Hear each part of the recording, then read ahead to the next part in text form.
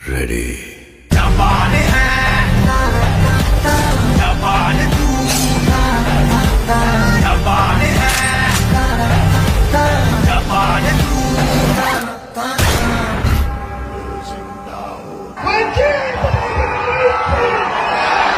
जनता पक्ष काँग्रेस शरद पवारांची काँग्रेस आणि उद्धव ठाकरेंची शिवसेना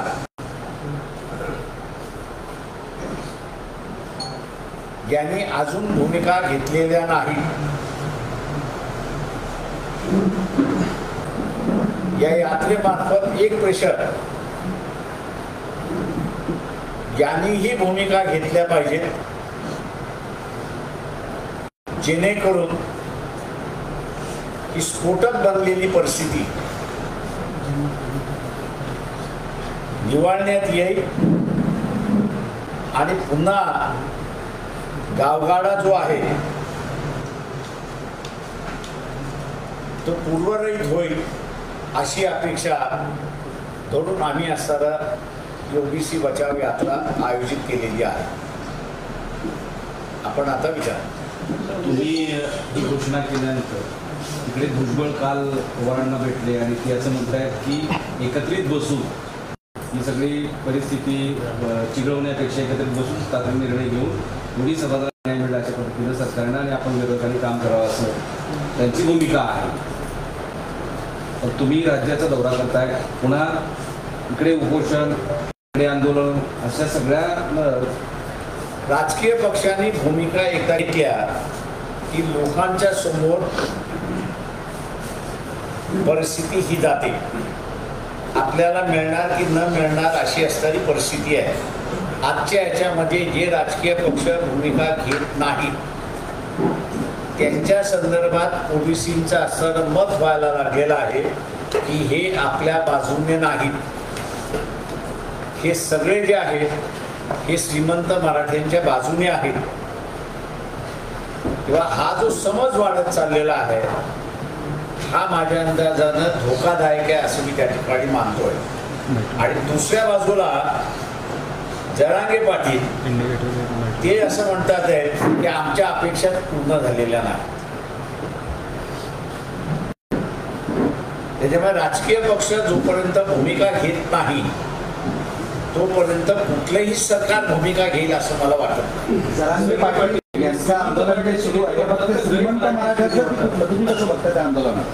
ते मी असं बघतोय की त्यांचं आंदोलन जे आहे ते गरीब मराठ्याचं आंदोलन आहे, परंतु सभेला येतात आहेत, जरांगे पाटील यांना पाठिंबा देतात आहेत, पण त्यांना प्रतिनिधी मिळत नाही हे त्यांनी असं लक्षात घेतलं। त्याच्यामुळे असं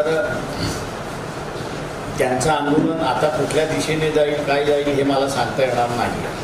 तुम्ही असं म्हणाले की हे आरक्षण श्रीमंत मराठ्यांचं, हे आंदोलन श्रीमंत मराठ्यांचं आहे असं आताच काही वेळापूर्वी बोलताना नाही, मी असं म्हणालोय की त्याच्यामध्ये मराठ्यांना आरक्षण न देणं हा श्रीमंत मराठ्यांचा डाव आहे। त्याच्यामुळे असणारं जे आंदोलन झाली पाहिजे ती इथल्या असणाऱ्या श्रीमंत मराठ्यांच्या विरोधात झाली पाहिजे। तो एवढा स्ट्रॉंग आहे की तो असं म्हणतोय की MIMनी आपला वापर करून घेतला।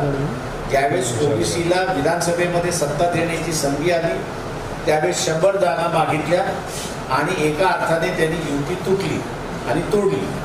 तेव्हा अशा असणाऱ्या संघटनेबरोबर आपण जायचं नाही। जायचं असेल तर आपण सरळ मुस्लिम समाजाशी बसलं पाहिजे, त्यांच्याशी आपण बसलं पाहिजे आणि त्यांच्याबरोबर बसून डायरेक्ट आपण असणारं सीट शेअरिंगच्या चर्चा करू, पण इतर कुठल्या संघटनेमार्फत नाही। त्यांच्यातली काही लोक तुमच्यासोबत तुम्हाला असं माझ्या अंदाजात नाही, त्यामुळे आम्हाला कोणी भेटलं नाही। मग ते जी बसायचं तर MIM सोबत पण त्यांच्या गृहीत धरायचं. कुठला मी आता म्हणाले ना मुस्लिम समाजाबरोबर बसलं पाहिजे. नाही, आम्ही मुस्लिम सरकार मुस्लिम मास बरोबर बसणार एमआयएम एमआय सोबत हे म्हणतो म्हटलं की आमच्यातला असा ओबीसी साहेब जो आहे तो ठाम नाही म्हणतो. या सगळ्या परिस्थितीचा तुमचं राजकारण म्हणजे तुम्ही फार अवलोकन जबरदस्त आहे. या सगळ्या परिस्थितीचा फायदा या विधानसभा निवडणुकीमध्ये नेमकं कुणाला होईल असं तुम्हाला वाटतं? मी मगाशी जे म्हणालो की 10वा हात हा जो ओबीसीचा आपण धरला तर आगीचा जो हात आपण असताना मराठ्यांचा धरला तोही आगीचा आहे. तर पुढचा जास्ती जळेल आणि तो जो आणि कुठल्या पक्षाचा जळेल सगळ्याच पक्षाचे जळणार आहे. तो हात कसा असणार आहे? मुस्लिम आणि वंचित तुम्ही जे आता बसावं लागेल असं म्हणतो तो शेक हँड असेल. मुस्लिम समाजाबरोबर कधी करायला तयार सर विशाल की जो घटना है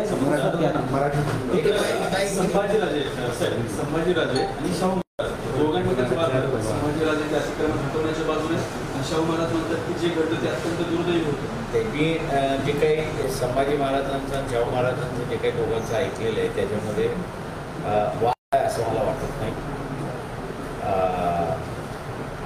परंतु त्याच्यामधला मी एवढं सांगू शकतो मला जेवढी माहिती आहे तिथे आणि आमचे जे कार्यकर्ते इंडियाज दादा तिथे गेले होते त्यांच्याबरोबर इतर टीम गेली होती त्यांचा जो रिपोर्ट आलेला आहे तो रिपोर्ट असं म्हणतो की साधक जे आहेत बिल्डिंगचे ते दुपारी घुसले आणि त्यांनी तोडफोड केली. तर शास्त्राला मी म्हणाले की हे तोडफोड करणारे जे आहेत त्यांच्यावरती तुमची कारवाई झाली पाहिजे. एक दुसरं जे आहे ते गडावरती जे आहेत सगळे ते 90च्या अगोदरचं 90ला ते असताना प्रोटेक्टेड मॉन्युमेंट त्या ठिकाणी झालं. त्यांचं हे मॉन्युमेंट सुद्धा प्रोटेक्ट झालं पाहिजे असं म्हणणं आहे नाही असं नाही. तर त्यांचं एवढंच म्हणणं आहे की आम्ही गरीब हे आमचा पोटपाण्याचं आम्हाला ऑल्टरनेटिव्ह द्या. आता त्याच्यामध्ये धारखांमार्फत म्हणजे संभाजी भिडे मार्फत राजकारण केलं जातं मशिदीच्या विरोधात.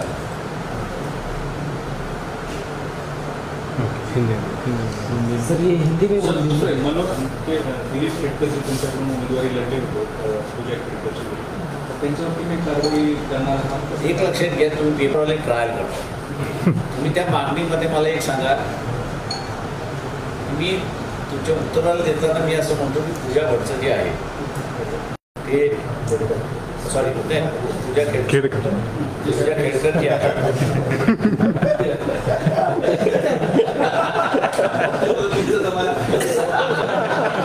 तुमच्या जमान्यात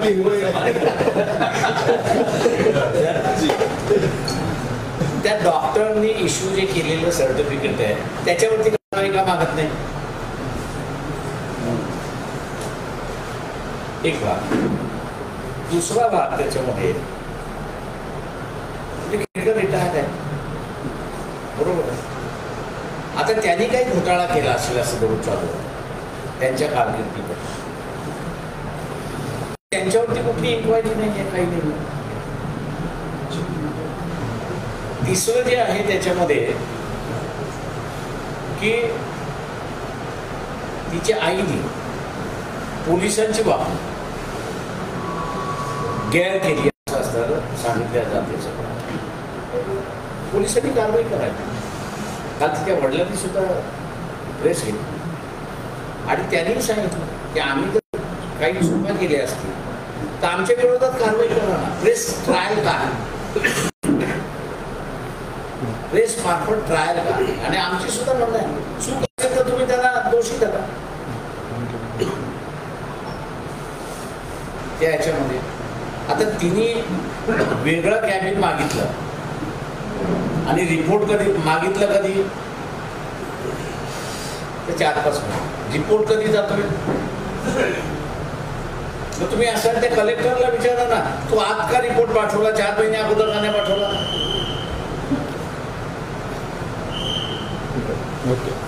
मेरे में ये आता sir save my skin. Sir Vishalgarh वाला जो मामला है वो हिंदी में बता दीजिए। जहाँ तक मैं समझता हूँ कि संभाजी राजे और शाहू महाराज दोनों में कोई अखबार वाले जो है दोनों में अंतर है ऐसा बताने लगे हैं। मैं समझता हूँ कि दोनों के अंतर नहीं है। दोनों के स्टेटमेंट्स मैंने पढ़ भी लिया, उसका अध्ययन भी किया है। विशालगढ़ को दोनों भी बचाना चाहते हैं और दोनों का तरीका जो है वो अलग अलग तरीका है। एक बातचीत का तरीका है, दूसरा हाईलाइट करने का तरीका है। लेकिन मैं समझता हूँ कि दोपहर के 1 बजे तक वहाँ पे शांति थी। दोपहर के 1 बजे के बाद हम लोग को रिपोर्ट आई है हमारे कार्यकर्ताओं के माध्यम से, ये जो संभाजी भिड़े हैं उनकी जो आर्मी है जिसको धारण करके गए थे, ये गढ़ पर चले गए और मारपीट करना उन्होंने शुरुआत की, तोड़फोड़ करना शुरुआत। सरकार से हम कहते हैं कि मारपीट और तोड़फोड़ करना आम आदमी का अधिकार नहीं है, ना उसके पास कोई रूल है। इसकी जांच होनी चाहिए। वहाँ जो रहने वाले हैं ये 1990 से पहले है, वो भी गढ़ को संभाल रहे, ऐसा मैं वहाँ पर कहूँगा। छोटे मोटे कारोबार है कि जिस पर उनकी जिंदगी चलती है। जो हम लोग रिपोर्ट के लिए उससे ये उनका भी ये मंशा है कि वह गढ़ बचना चाहिए, लेकिन उनकी एक मांग है कि हमको हटाने के पहले हमको दूसरी जगह पर जाकर ताकि हम लोग अपना गुजारा कर सकें। तो मैं समझता हूँ कि ये इशू इतना बड़ा इशू नहीं है कि जिसको बढ़ाया जाए। ये धार्मिकता लाने के लिए मैं समझता हूँ कि संभाजी भिड़े के धारण जो है इसको इस्तेमाल किया गया है।